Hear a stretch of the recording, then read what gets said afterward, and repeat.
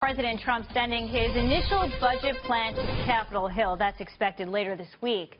The budget is expected to include deep cuts to agencies like the Environmental Protection Administration and the State Department, while increasing defense spending by $54 billion. Joining us now to talk about it, Marc Goldwein, Senior Vice President and Senior Policy Director for the Committee for a Responsible Federal Budget.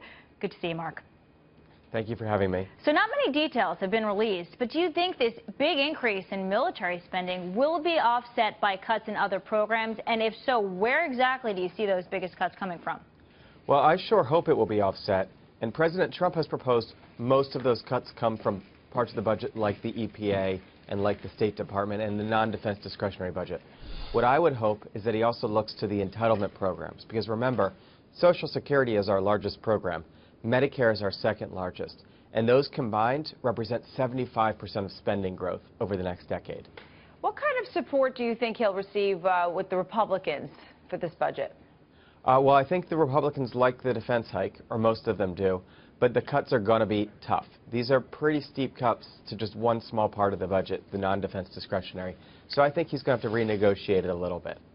Do you expect discord in the Republican ranks with all of this, with the conservative Republicans saying it's not enough, and so on? Yeah, well, we saw this back in 2013.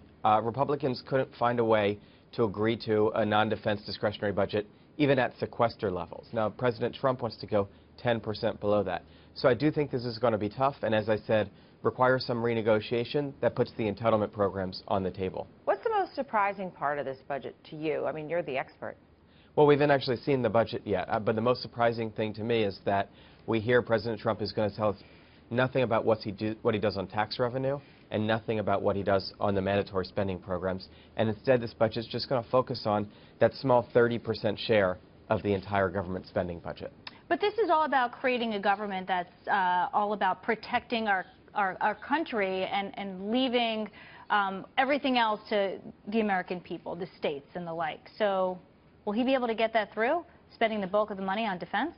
Yeah, well, you know, former Chairman of the Joint Chiefs, Admiral Mike Mullen, said that the national debt was our greatest national security threat. So I think if he doesn't come up with a way to deal with our national debt, this defense hike isn't going to fully make us secure as a country.